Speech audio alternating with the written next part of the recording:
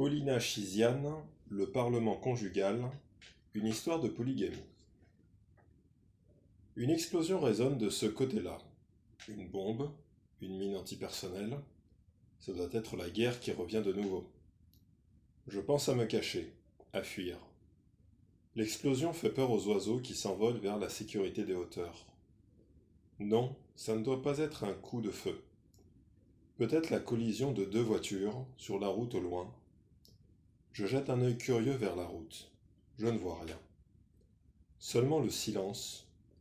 Je sens une légère crainte au fond de moi et je reste immobile pendant quelques instants.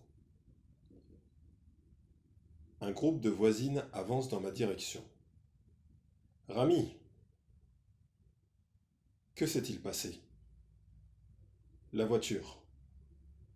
Leurs bras se balancent comme des vagues lentes, toutes prêtes à calmer l'agitation.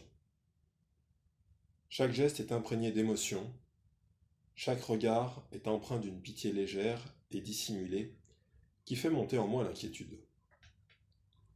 La voiture? Oui, la vitre. La vitre? Oui, la vitre de la voiture. Ah, et qui a fait ça? Bettigno. Ah. Du haut du ciel glisse un poignard invisible, tout droit vers mon cœur. Je me sens gagné par le mutisme des pierres, je suis atterré. Je ne peux que soupirer. Ah, Bettigno, mon cadet, c'est la voiture d'un homme riche. Que va-t-il devenir de moi? Advenir de moi?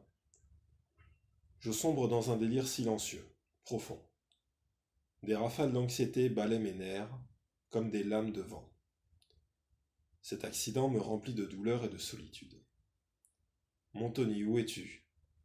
Pourquoi me laisses-tu résoudre, seul, les problèmes quotidiens, comme si j'étais à la fois l'homme et la femme, alors que toi tu te promènes? Il est des moments dans la vie où une femme se sent plus seule et sans défense qu'un grain de poussière. Où es-tu, mon Tony? Toi que je ne vois jamais. Où es-tu, mon mari? Toi qui devrais me protéger. Où? Je suis une femme de bien, une femme mariée. Une révolte intérieure empoisonne tous mes veines. Je suis prise de vertige, j'ai plein de fiel dans la bouche, des nausées, de la révolte, de l'impuissance et du désespoir. Bettigno arrive à la vitesse de l'éclair, se cache dans sa chambre et attend la punition. Je me lance à sa poursuite. Mon week-end est gâché. Mon dimanche est envahi par le malheur.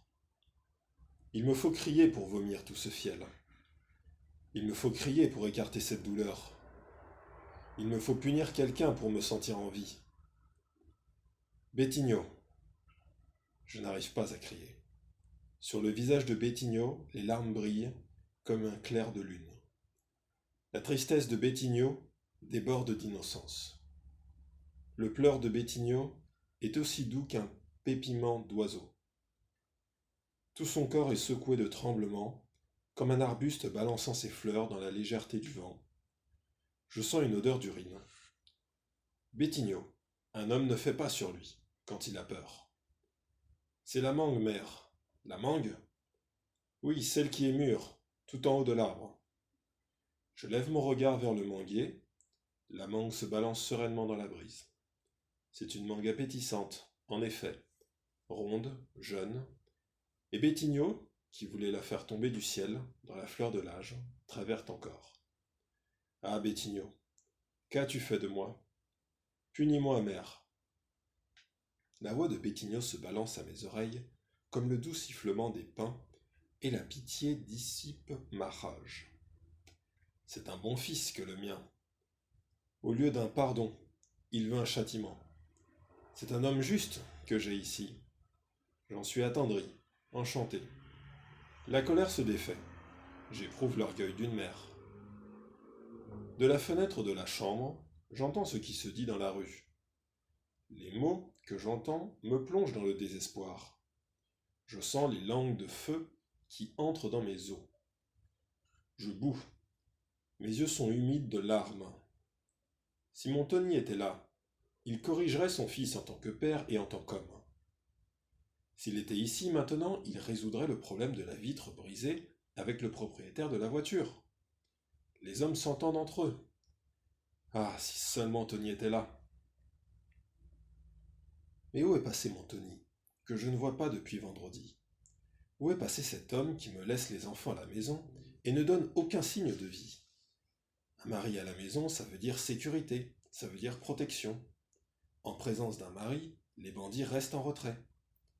Les hommes ont du respect. Les voisines n'entrent pas à tout moment dans la maison pour demander du sel, du sucre, et encore moins pour colporter des ragots sur une autre voisine.